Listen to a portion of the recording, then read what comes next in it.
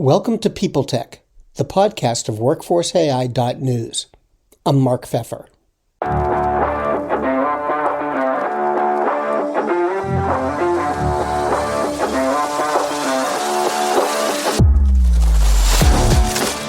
Beth White is my guest today. She's the founder and CEO of MeBeBot, an AI assistant that streamlines self-service so HR can focus on other work. We're going to look at a relationship that doesn't get a lot of attention but should, the one between HR and IT, why HR should give it special attention, and thoughts on how they can best work together.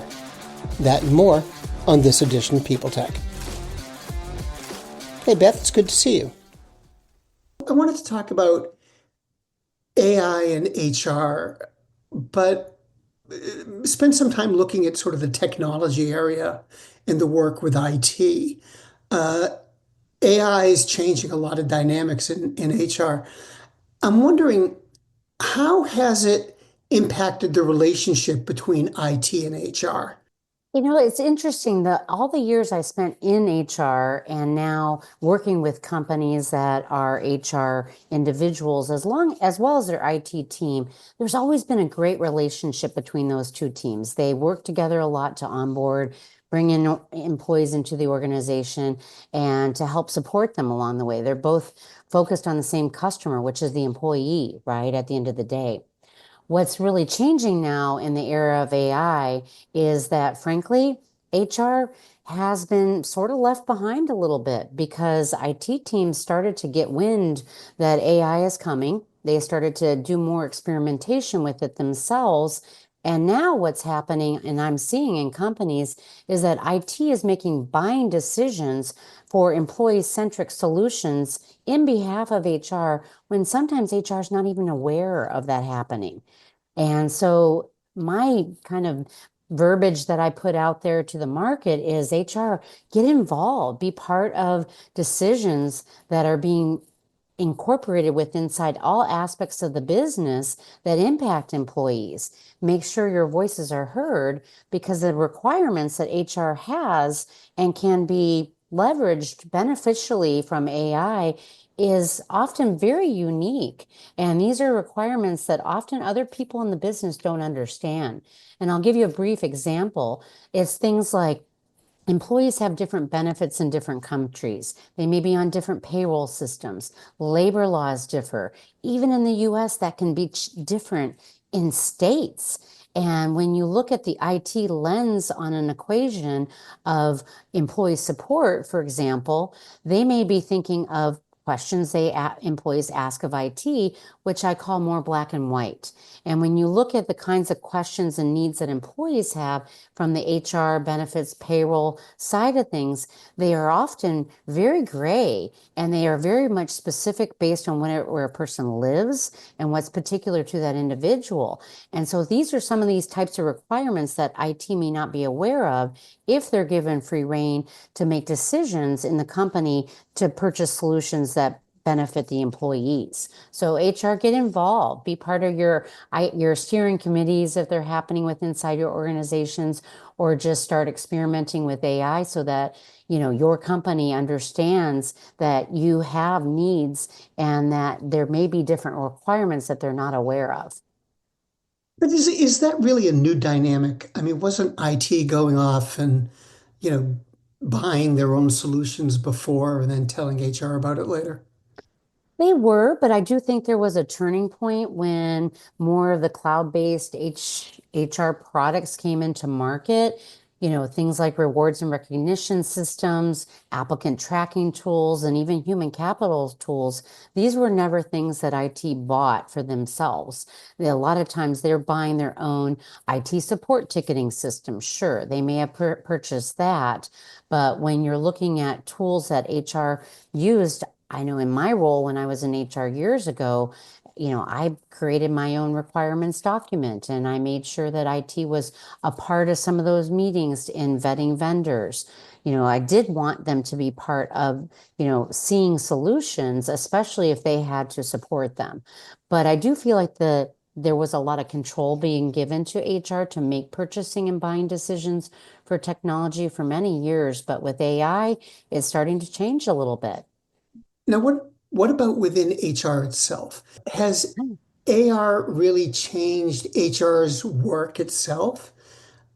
I mean, it has. I mean, there's a lot of solutions that HR teams have been using that have embedded AI in them today that sometimes they were not even aware of was there. So examples are different ways that potential products that they had purchased were helping them do analytics, surfacing insights and information of things that are happening at their business, or even in assisting in report generation.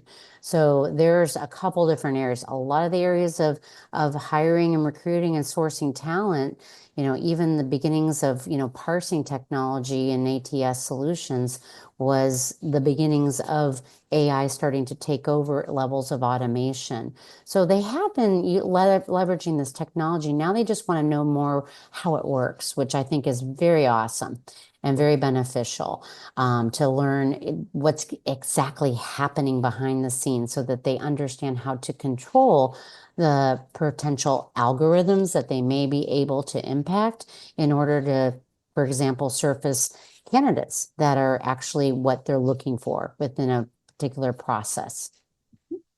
And how do you think that's going to play out over time? I mean, right now, most of the emphasis about AI is on efficiency and doing more with less, basically. Do you think that's going to change? And is that going to further evolve HR's role and HR's work? Absolutely. I do think that HR's work is going to change dramatically over the years. There have been a lot of factors within the role of HR that have been very manual and administrative, and frankly, deserved a little disruption in the areas of automating and creating operational efficiencies.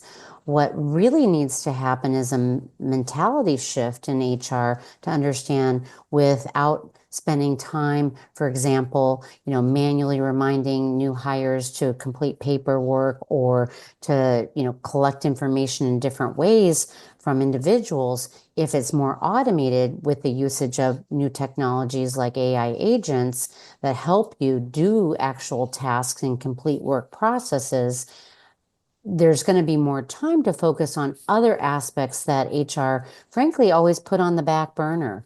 Things like how do you help career develop the individuals within inside the organization? What's the process of mapping people for different types of opportunities within organizations? Even embracing concepts of, skills and, where different applicable needs are within the organization and having more fluidity there. That's one huge area of opportunity, as well as learning and development. I mean, we always want to do more to develop our people, but yet there's been a lot of friction in that process to do so. So these are just a few examples of where more time will be spent. And then even in those areas, that's where AI can even impact the areas of even like, say, learning and development and sending employees automatically micro trainings based on them completing other types of trainings in the past, for example. Now, do you think that HR is approaching this the right way? I look at a lot of articles and talk to people, and it seems that HR is trying to tailor their needs and what they do to the capabilities of AI, as opposed to looking at the capabilities of AI and saying, "Oh, we can do this better." Which do you think is the driving force there? Hmm. I mean, that's a good question because it's almost a little bit of I have a different philosophy, which is I think people just need to look at themselves and the roles within inside the company and start to analyze what they do and how much time they spend on different things and the opportunity cost to things that weren't getting done. Because there's a combination of both technology and just how we do things. And if you have North Stars, I always call it North Stars, like where's the department of HR within your organization headed? What do you want to accomplish? If it is your goal to attract better talent into the organization so you can get people in and retain them for longer, which is always one major goal of many companies, then starting to dissect that and starting to look at what do you do today? What about what you're doing today is working? What's not working? What aspects of that are time consuming? What's more streamlined to figuring out, is this an opportunity for an AI technology to come in, or is this just an opportunity to improve a process? So I think it's about rethinking work. It's rethinking the work that we do within inside our roles within HR, and again, not losing sight of the North Star, which is you know, we're providing the people power within organizations. And these people are brought in to perform certain tasks. And when everyone works in unison together, the company ultimately succeeds. So if that's one of the ultimate goals of HR teams, it's how do you deconstruct that a bit in order to understand how you can leverage different aspects of AI and automation to help you along the way. And if you're HR, how do you factor the employees in? Because obviously they have a role in all this too. But are you listening to their demands, or are you trying to map out better processes for them? Or is it a combination? I think it's a combination. I think it's absolutely an opportunity to listen to employees because just like, there is some fear with HR on AI and how to leverage it within their roles, employees are also concerned. How am I utilizing this AI product that you're enabling for me? What's the benefit gain to me? And then again, they also are looking for if this is something that's making my job easier, what's my opportunity to do something different? And so that's a big piece that's very hard to get hands around right now because a lot of companies haven't quite thought through what does an org chart of the future look like at their organization 2, 3 years from now, right? How do those roles that they once hired, how are they changing? What do you want out of the people that are in those current roles today? And how can you get employees excited about leveraging some AI, even if it may mean that there are fewer of those individuals in those roles in the future, which may mean the organization just chooses not to replace attrition headcount, for example. And, some other organizations I know are looking at reductions, and that can't be not talked about because it's happening. And CEOs at the top are looking at that along with their boards and their CFOs. I mean, that's what they want to do is reduce labor costs, frankly. But where's the balance? And I think there's a huge opportunity for balance in developing people to do what we're always going to need people to do, more of the true cognitive skills that are required within organizations that won't go away. But then there's also this huge opportunity to upskill people with inside companies for the future of work, which will likely be working alongside AI technologies, whether it's an assistant, chatbot, agent, whatever you want to call it. We will all have these partners that we will team up with to do our work in the future. And how is that impacting the working relationship between employers and the workforce, or HR and the workforce? I believe, and again, I'm just one individual, one opinion. I think there's some tense aspects out there, and I see that. I hear it from people. My job's going to get replaced by AI, and why should I even want to help this? And it's not unlike, and many futurists have described the same phenomenon happening in the age of the Industrial Revolution and machinery and eras of different evolution, even the internet coming about and doing things to change jobs. So this is a very major moment that we're in time. And so I do think that there's tense conversations happening between, the employees and the employers these days. And the more forthcoming everyone can be, but also be grounded in reality. Yes, you can look at Gartner or other research and supposedly, two years from now, every one of us will, be working alongside an AI agent. Well, they also said that years ago about AI chatbots, right? So we have to kind of temper the excitement against the reality. And if we can get more education out there, I do think individuals with inside companies would be able to see that their employer is going to be providing new opportunities with them that may be different than what they do, but hopefully get them excited about where their job and their transformation is shaping. But again, right now we're in still a moment of what is this? How is this going to work? And how does it impact me personally, which is always fundamental in human kind of nature. I want to double back to HR and IT for a second.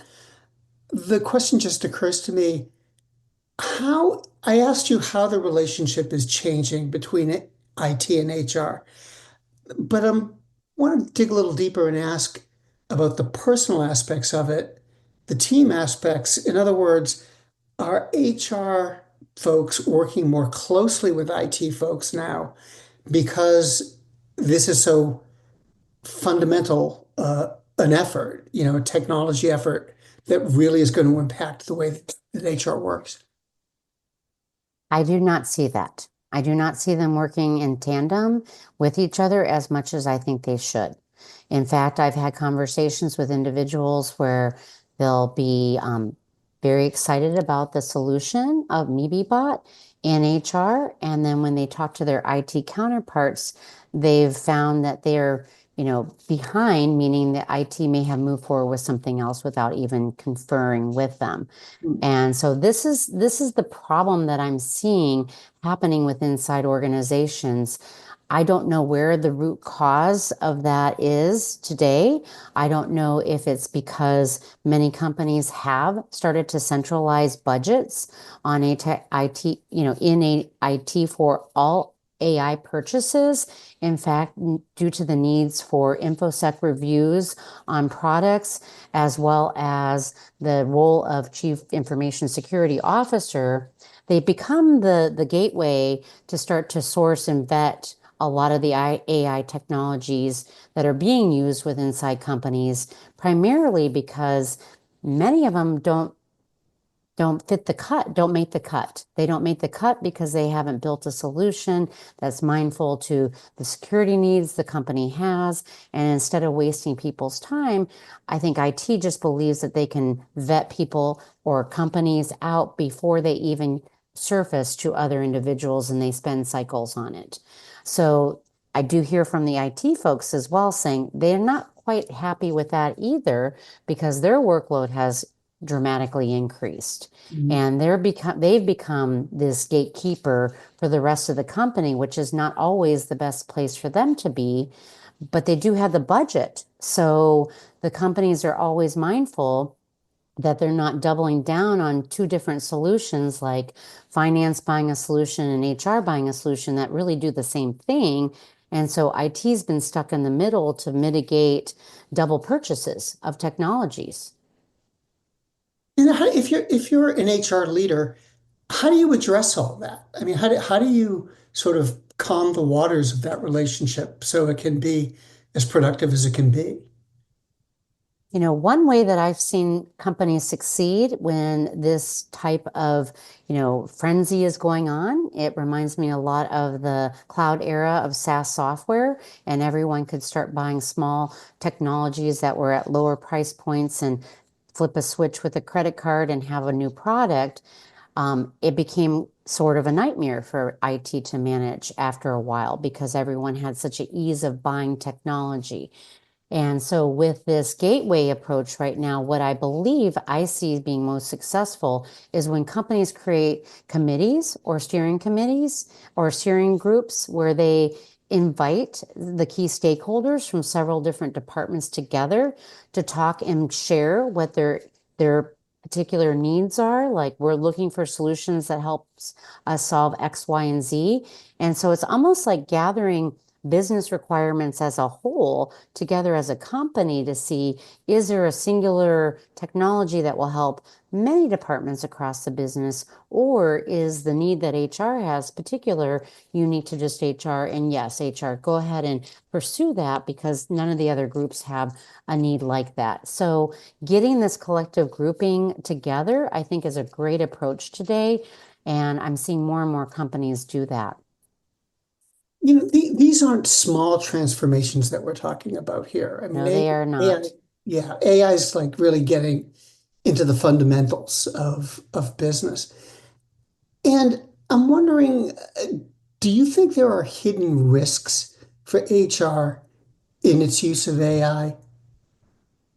Well, absolutely. I mean, that's one of the things that we talk a lot about at MeBeBot is just what to be aware of, because in learning AI solutions, it can be as easy as when ChatGPT came out and there's just a simple little prompt window and you say create a blog post on this topic or write a job description about this, and the next thing you know, you have something amazing.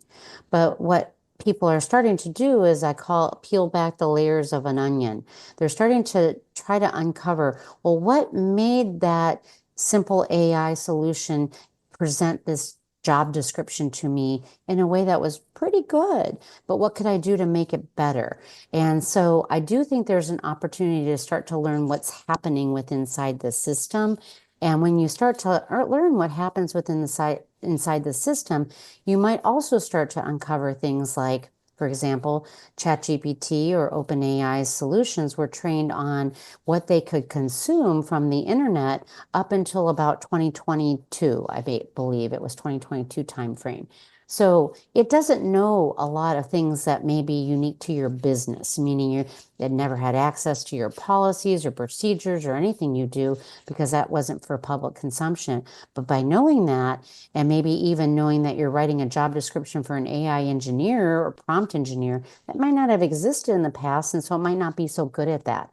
So just uncovering what's happening in it, but then also learning where the risks are in biases and things that the AI can do to make some assumptions without human supervision or guidance. And that is that whole area of learning how prompts are going to get you what you want and how prompts can deviate. You can also learn concepts about things called hallucinations.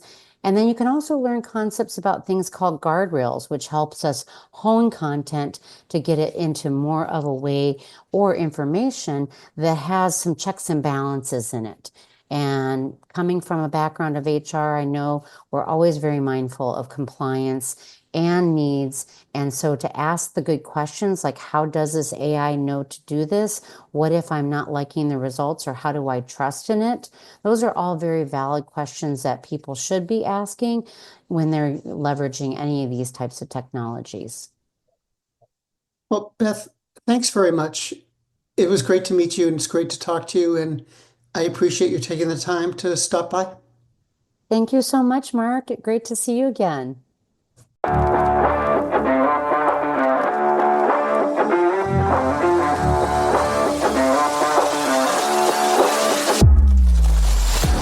My guest today has been Beth White, the founder and CEO of MeBeBot. And this has been PeopleTech, the podcast of WorkforceAI.news. We're a part of the Work Defined Podcast Network. Find them at www.wrkdefined.com. And to keep up with AI technology in HR, subscribe to Workforce AI today.